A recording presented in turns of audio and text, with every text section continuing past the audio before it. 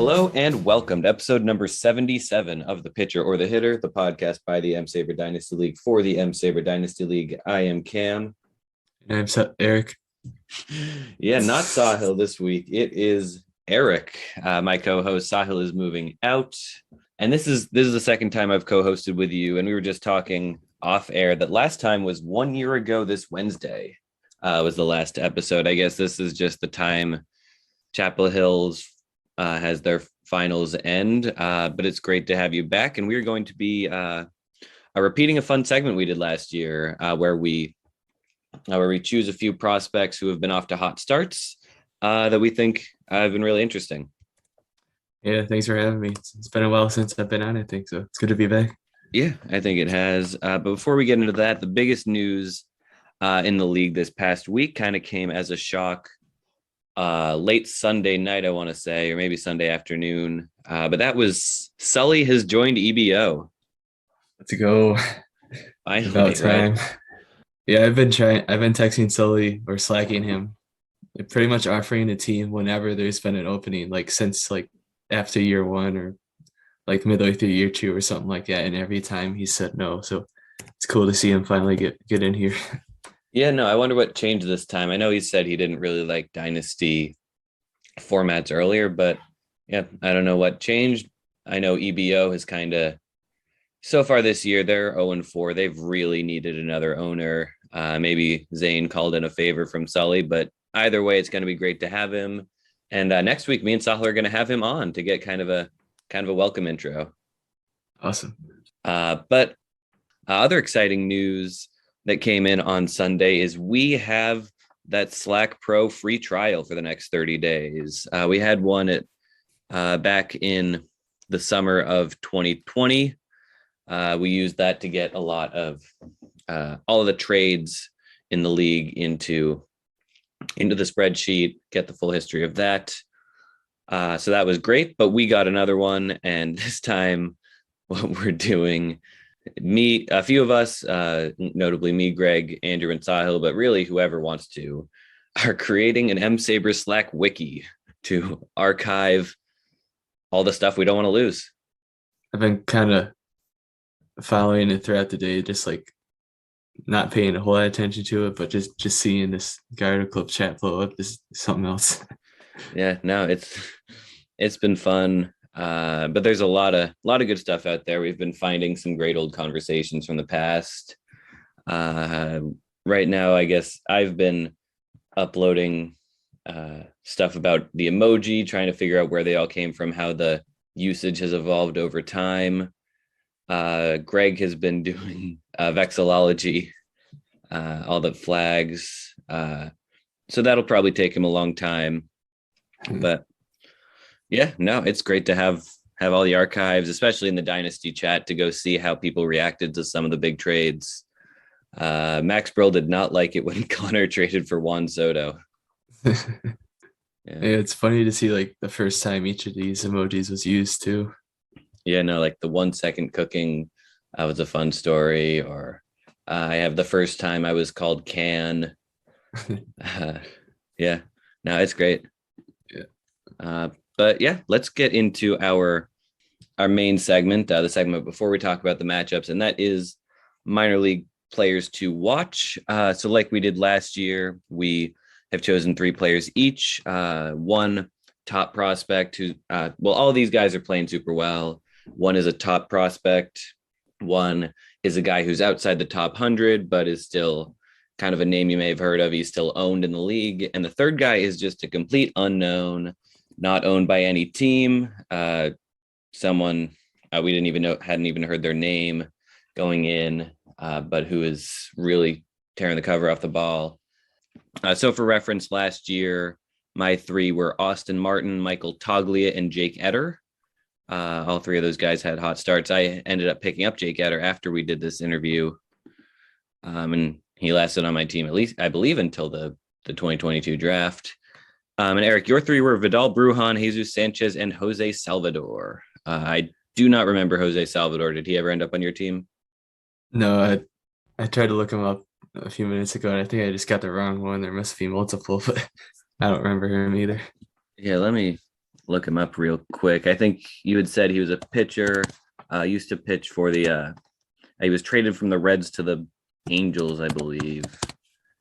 Jose Salvador. Yeah, here he is, born 1999.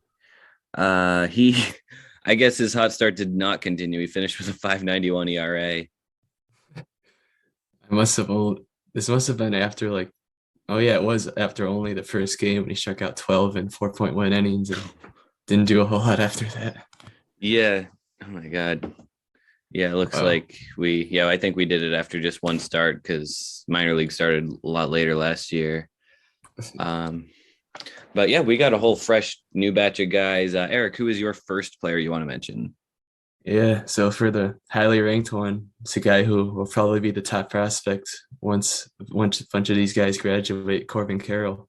Ooh, he's got through 24 games, he's got 9 homers, 8 steals, and a 458 on base percentage. So, but Yuki is very happy about that as a Diamondbacks fan and as a person who rosters Carroll. Yeah, no, he was someone I almost chose. There's a lot of buzz around him, especially now that Alec Thomas has been called up. He has been great. The person I ended up choosing was Henry Davis, catcher for the Pirates, number 1 overall pick in the Major League Draft last year, number 23 prospect on Fangraphs. Additionally, he was drafted in the first round of our prospect draft, but he did fall all the way to 8 to Zaina Max, and then he was traded to Sahil. But he's been hitting the ball super well. 179 WRC plus. He's got a 450 on base percentage, 5 homers already. And the crazy thing is he's stolen 5 bases. He is a catcher, and he's got the speed as well. Maybe he's the next JT Realmuto. That's what it's reminding me of. Yeah. Oh, and by the way, I forgot to mention where Carroll was drafted. He was in the 2020 rookie draft. Yuki took him with the 18th overall selection in the second round. That's pretty good. I bet. Well, I guess the first 17 teams would have, maybe not all of them, but most of them would have really wanted Carroll there over whoever they got. Yeah. Although looking back at this draft, there's a lot of good players that went in this draft. Looking back at it, it's pretty crazy. Yeah. Not Shogo Akiyama though. Yeah, no, I mean, Manoah at 9 was a great pick. Riley Green at 11. I think both of those were great picks even at the time, but still, yeah, no, wild draft. Yeah. All right. So you want me to say my second? Go for it. All right. It's a guy we both picked originally, Andrew Painter. He's drafted in this previous draft by Andrew with the 27th overall pick in the 3rd. He has struck out 2 batters an inning pretty much since he started pitching in the minors. He has 20 innings pitched a season and 40 strikeouts and hasn't given up an earned run yet, which is insane. God, yeah, he has been great. His FIP is below 1, which is, I mean, almost impossible. His best game was a 14 strikeout in 5 innings gem a couple weeks ago. And yeah, no, I remember being a little surprised he fell to the 3rd. He wasn't like a top name on my board, but he was definitely, I had a mid-second round grade on him, but he's been great.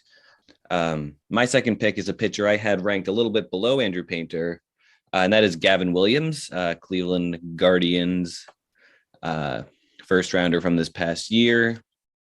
I was not super high on him. I thought a lot of his, I guess, hype was based on the fact that he was drafted by Cleveland and that Cleveland develops pitching. And that was really all that anyone was saying, just that he was in a good organization.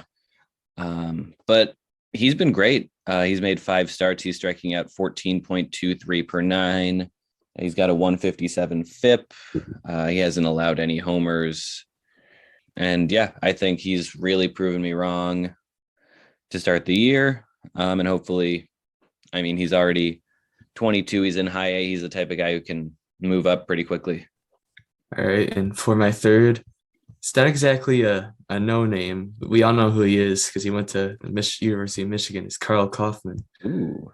And he actually, his overall stats, he is about a 3 ERA and a 1 WHIP, but he had one start where he got blown up. He had 8 earned runs in 5 innings, but aside from that, he's just been dominant.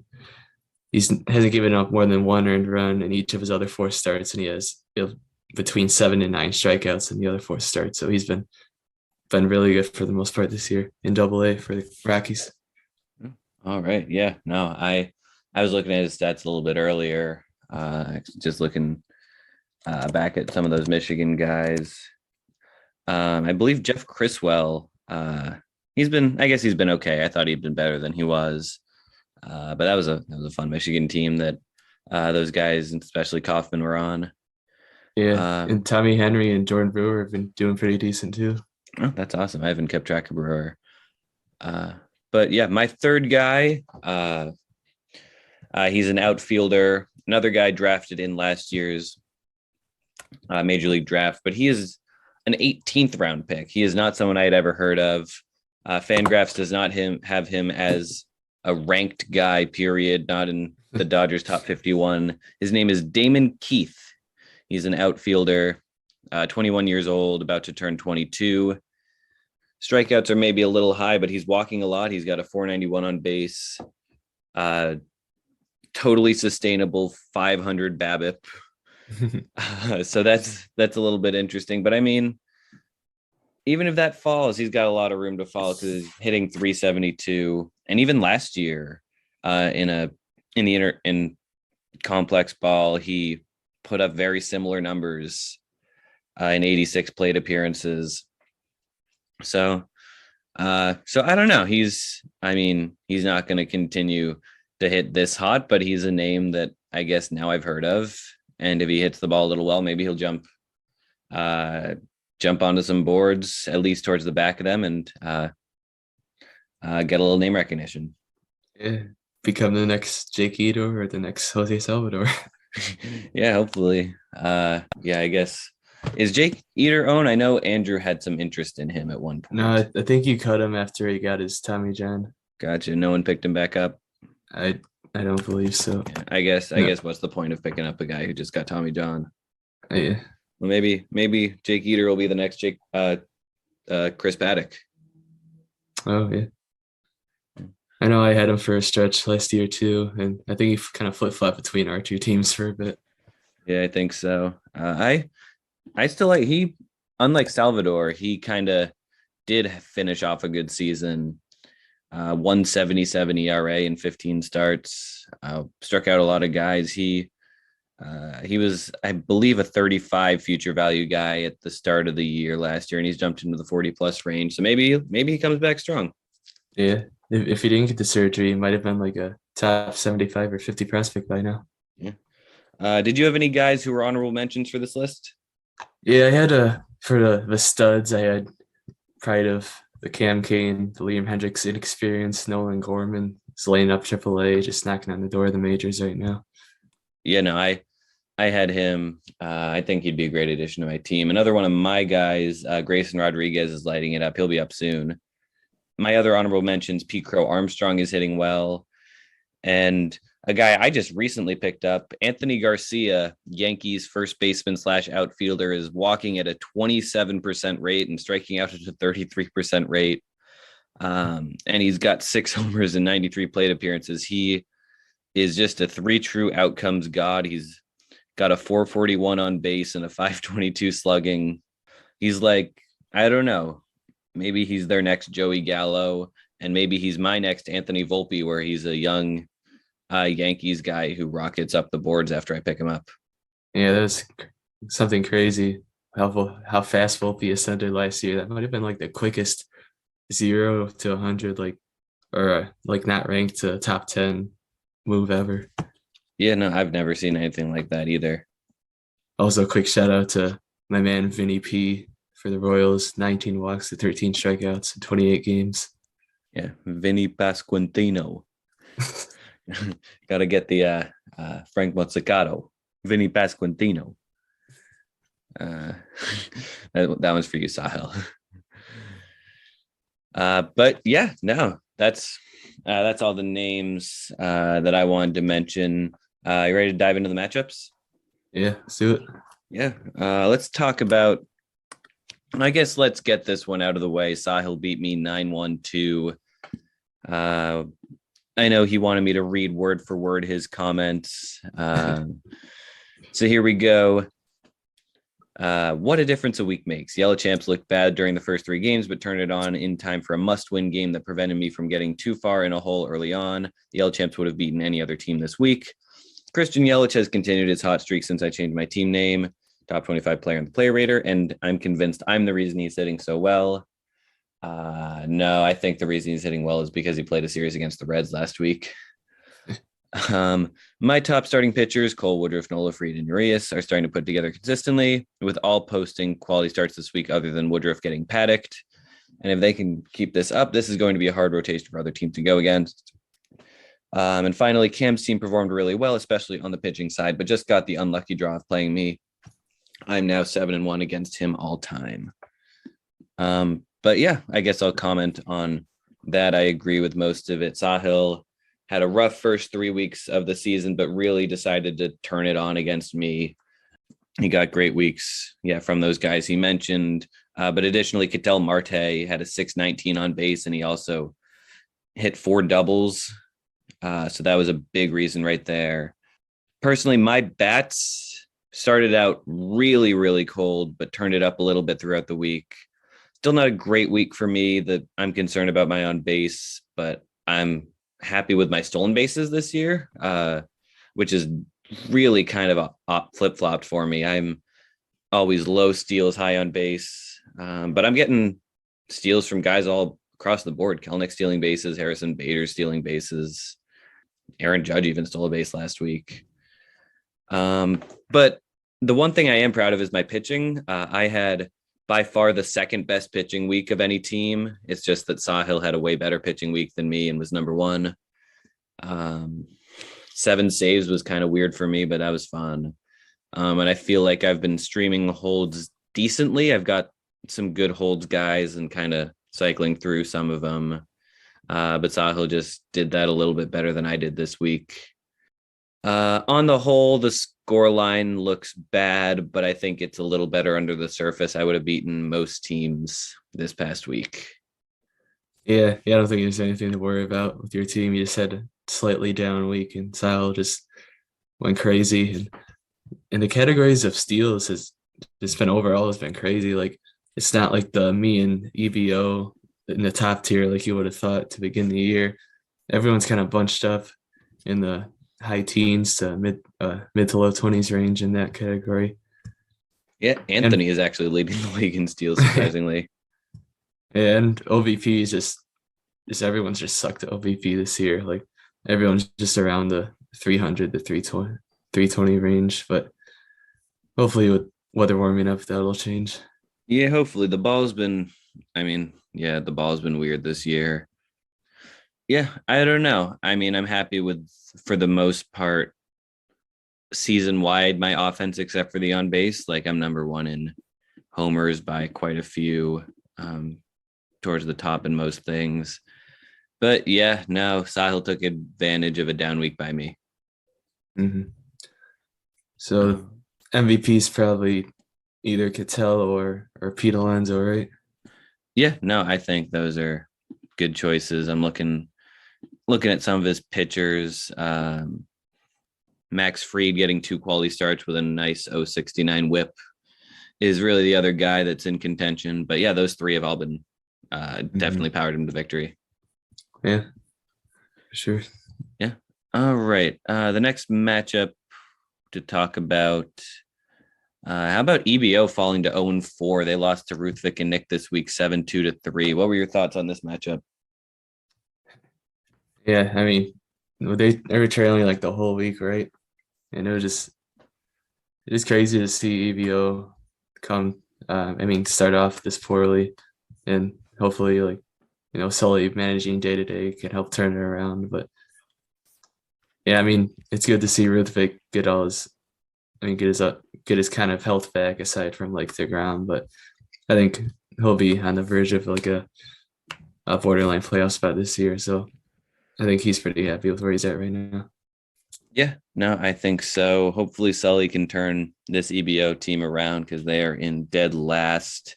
They've held the loser's belt all season.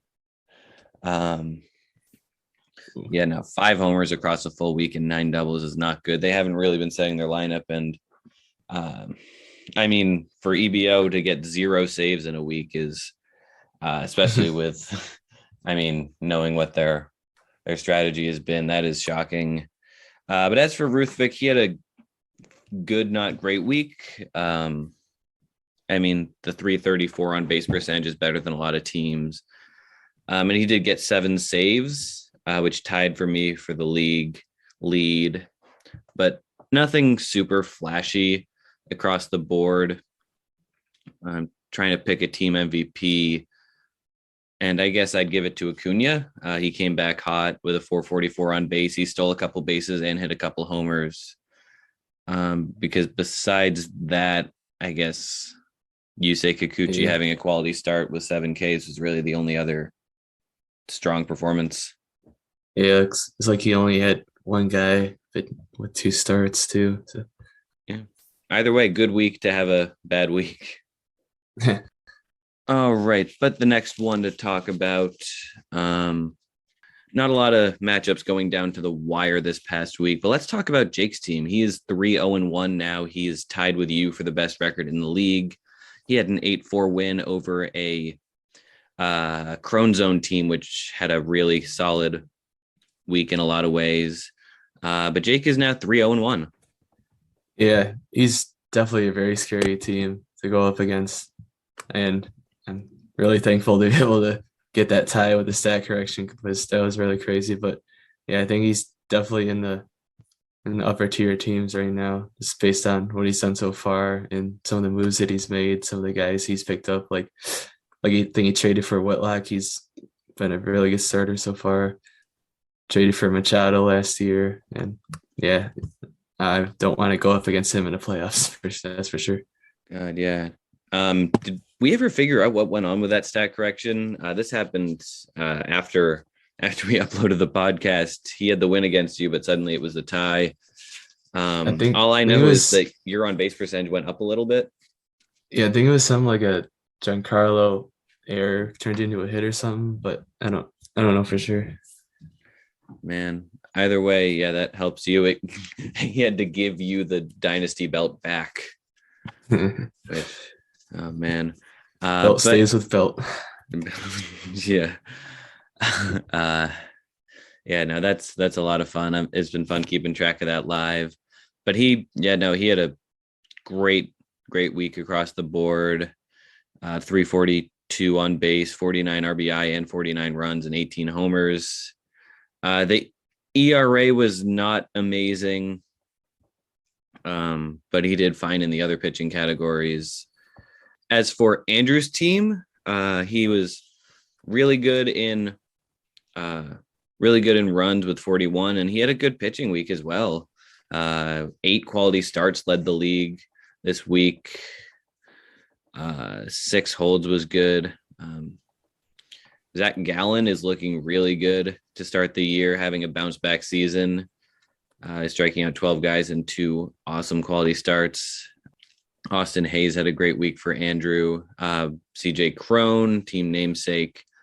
But team MVP does have to come from the winning team, per my totally made up rules. And as much as I want to give it to Tommy Pham, because Tommy Pham has been the best Cincinnati Red, and I'm weirdly enjoying him. I don't know why.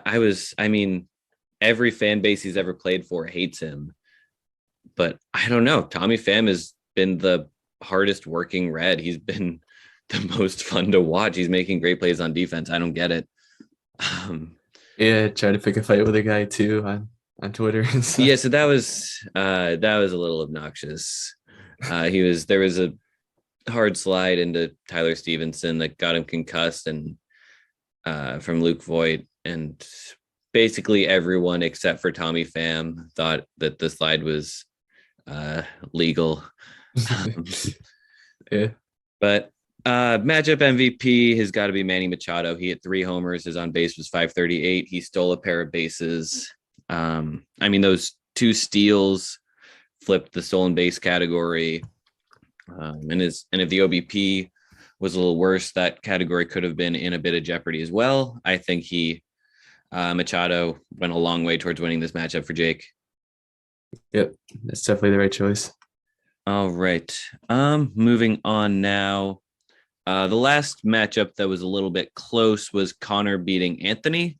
Anthony, coming off of a matchup last week where he looked surprisingly good after a rough start. He was not very good this week.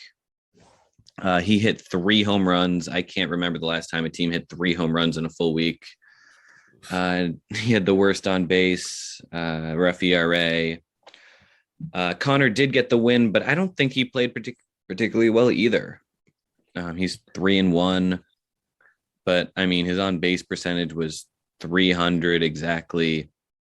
He only hit 9 homers, scored 26 runs. ERA wasn't much better. What do you think about these two teams? They're both off to interesting starts. Yeah, I mean, funny thing is Anthony last year sort of really had then kind of teetered off, and then he's kind of continuing the not so great play into this year. And then Connor, I kind of feel like he might be going the way of last year's Anthony's team, starting really hot, and then maybe will start to teeter off once the schedule gets a little tougher. Yeah, no, that is true. And Connor's got a tough matchup against me this week. Yeah, definitely interesting. Because I feel like last year Connor won a lot of games where he didn't play particularly well last year. But I mean, if he improves his team like he did last year, he could definitely make his way back to the finals. But what I'm worried about is he doesn't have the prospect capital to make that happen again. All right. Yeah, it's probably the quickest someone's gone to like a really good farm to a really, really bad farm, hasn't it? I mean, it has to be. Yeah, I can't imagine because he did graduate a few guys, but like I don't know what it would possibly take for that to happen to someone like my team.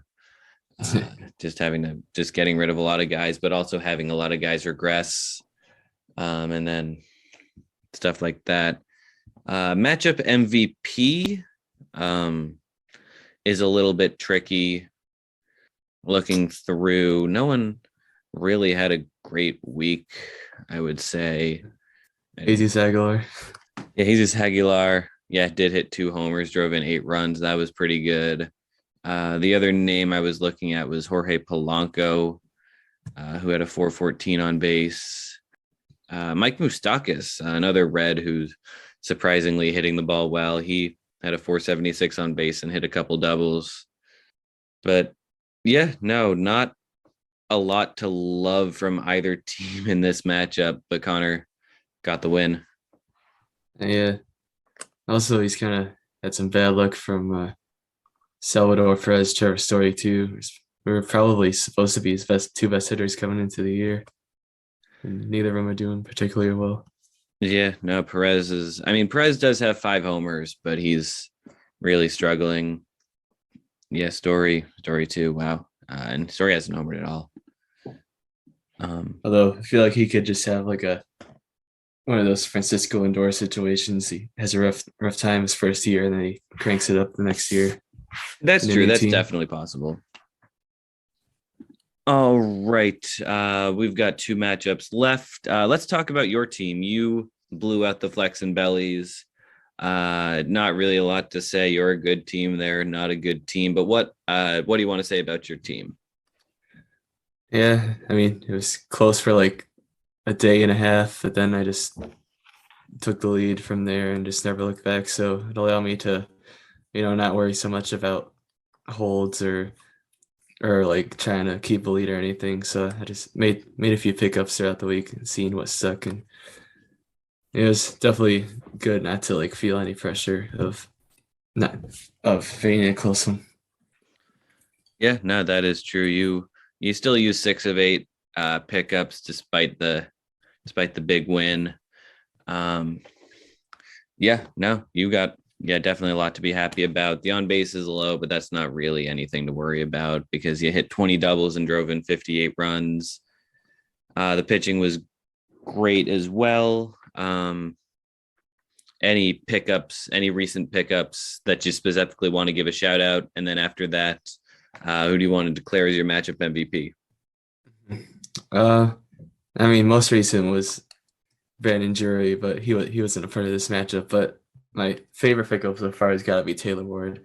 He's been like one of the best hitters so far this year. I don't expect him to keep that up, but it was crazy to see Joe Madden like at the beginning of the year say, "Oh no, we're not going to give Adele and Marsh consistent playing time because we need Ward to start every day." Everyone thought he was crazy, but now he's looking like a genius. Yeah, no, God, Ward is number 2 in the player rater among outfielders behind only Aaron Judge.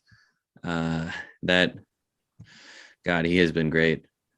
And matchup MVP for hitting, it's got to be Walsh, and for pitching, it's got to be Cease. And probably have to. I mean, neither pitching or hitting was close. So you could give it to either one, really. Yeah, no, good choices all around. Cease has been phenomenal to start the year. He had, I don't know, I'd give him to him. He had 19 strikeouts in 12 innings. And when Otani had that gem of a game, I forgot to put him in as a pitcher instead of a hitter. So I'm glad that didn't come back to bite me. That is true. Yeah, man. That's kind of tricky because you can't use him in both on days where he does both. So that's, I guess it's something you can do in Yahoo. You own both Shohei Ohtani's, but definitely a weird roster setup.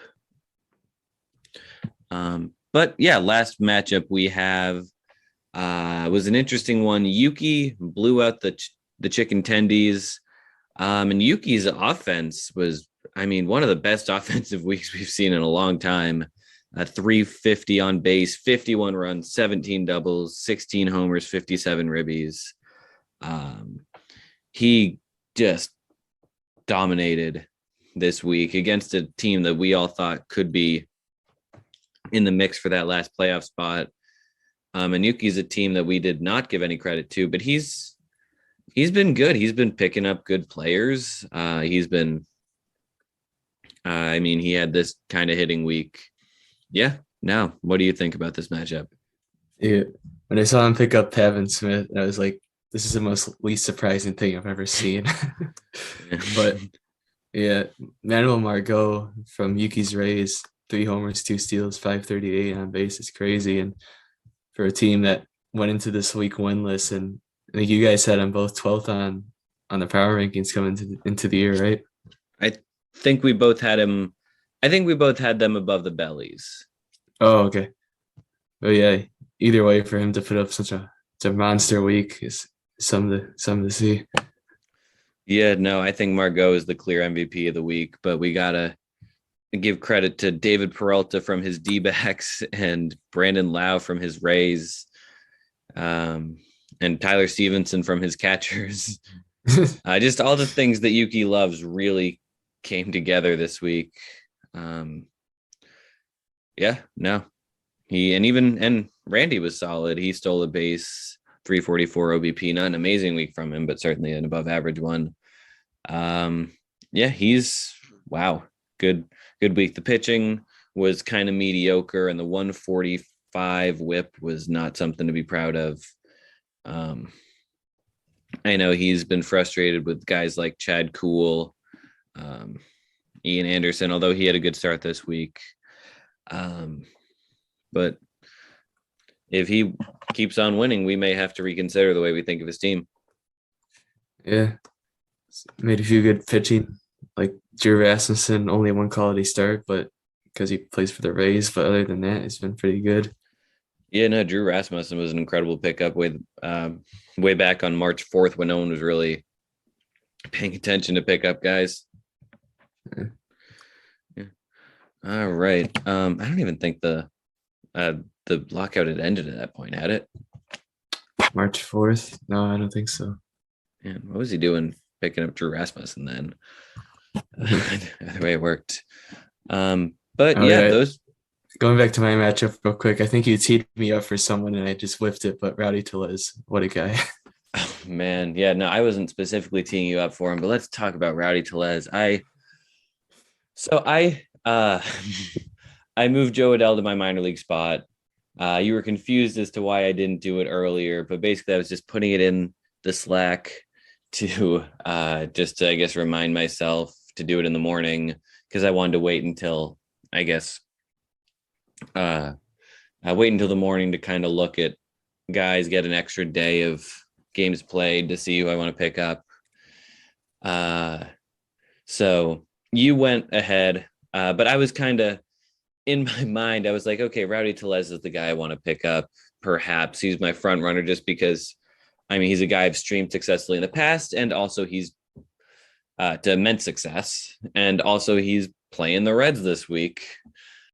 So I went the following morning into the player list, and what do you know? You have already picked up Rowdy Tellez, and I should have done it that previous day, but you did so instead, and he was phenomenal for you. He hit, how many homers did he hit this week? He just 2, but he drove in 11 runs. That was just, man, Rowdy Tellez. Yeah, big baller, leads the league in xWOBA right now at 464. So I think I had him for a bit period last year too, but I don't know. We'll see if he can keep it up. Hopefully he can, but I don't know. Yeah, hopefully so.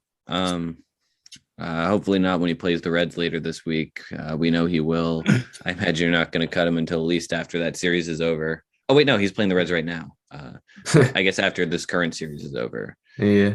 And I mean, I think he was unowned for so long just because he's a platoon bat. He's only playing against righties, but after what he's done so far, I don't think he'll be a platoon bat anymore.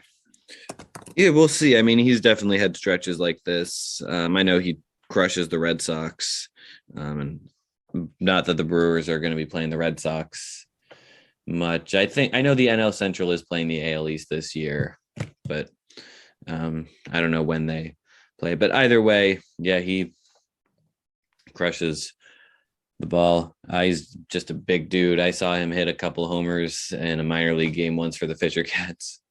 Oh, nice. Yeah.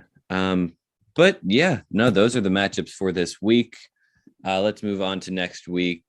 Not a lot of interesting looking ones, but the one we both agreed was the best one was my matchup versus Connor.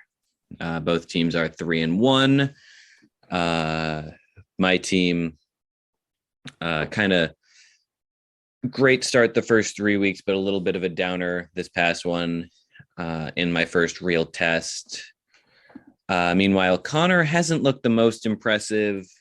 And even with his winning ways last year, he struggled against my team. But he also has only one loss, and that was to Sahil. So so this will be a big one for both of our teams, especially since the winning team will have sole possession of third place, and potentially with the chance to be as high as first after this week if other things go right. Me versus Connor. Any thoughts about this one, Eric? Yeah, I think you laid it all out there. I think it's the only matchup with two teams with winning records, so it's a pretty obvious matchup of the week. Yeah, no, for sure. I guess just going a little history. I got to update this head-to-head records thing. I know I spent a lot of time on it last year, but then I got distracted, and there's still a lot to be filled in. But you are 5-1 versus Connor all time. Right. Yeah. No, that is definitely, hopefully not bulletin board material for Connor. He was, we were the two worst teams for a long time, and now we both made the semis this past year. Now we're both 3-1. Kind of similar trajectories, with my team maybe being a year ahead of his. The other matchup that I wanted to mention was Yuki versus Ruthvik.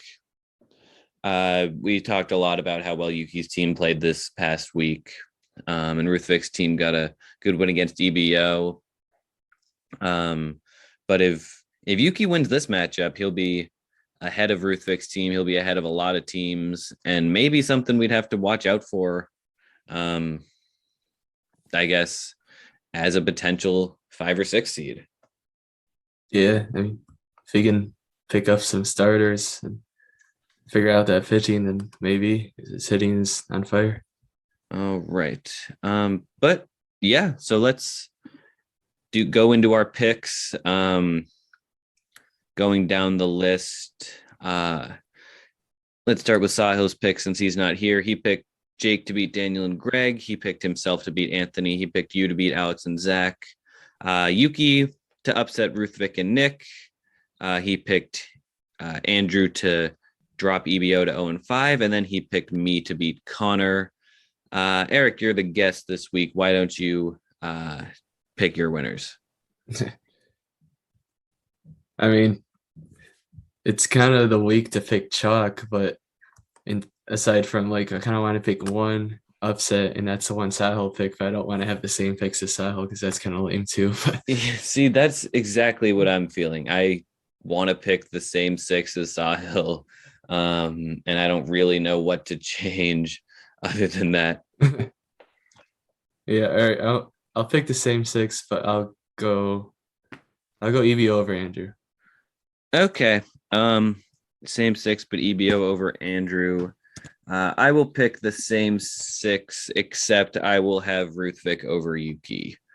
I just because I'm not sure if this is. I know Yuki's team is hot, but I know maybe it's not the most replicable week to week.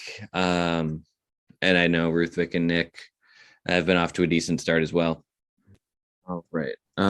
But yeah, no, those are the matchups for the week. Kind of an easy picking week, like we said. But yeah, no, it was a lot of fun to host with you. Anything you want to say about the future of our league or your team or anything before we sign off? No, just so awesome to finally get Sully into it, and hopefully he becomes as into this league as we are. Yeah, no, it is a great league. I've said this, I'm not sure if I've said this on the podcast, but I bet there's a chance we are the best and most paid attention to free dynasty league in the country. I can't imagine I feel like any league that has people more into it than this is a pay league, but we are not. Yeah, for sure. And even with pay leagues, people aren't into it like the one you said, Jake and I joined. Yeah, no, that league kind of sucks, huh? Yeah. But yeah, you're probably right. I can't imagine. I'd like to know if there's another podcast specifically for a free league in the world. I don't think I'll try to place money that there isn't. I mean, we do have a trophy. And I guess I've never won the league, so I wouldn't know. But I know we've talked about a DHgate jersey for the winner. Is that something we've done? I don't know if you've ever thought about it in this league. I know we've done it in elite leagues, but I think at one point we talked about this being a paid league, but then the pandemic hit and we kind of just forgot about it. But yeah, I mean, no, we'll see. I don't know. I'm happy keeping it a free league. I think it would be fun to maybe pitch in on a DHgate jersey of your playoff MVP for the winner. But as a cool little trophy. But yeah, that's something we'll cross when we get there. Yeah, it's a good idea. But yeah, no, anyway, thanks for listening. Thanks for coming on short notice. I proposed the idea of you coming onto the show at Rick's. Yeah. But yeah, no, it's been great having you. You filled in nicely. And before we go, can we get one live "This podcast is good" to close on? This podcast is good. Everywhere I go, they look and stand, talking about what they do not know. I would up, go look at Speedy, who could flex today if I wait to put it right away. Up in my media, changing my Wikipedia. Everywhere I go, they look and stand, talking about what they do not know. Oh, I'm the one who has to stop the recording.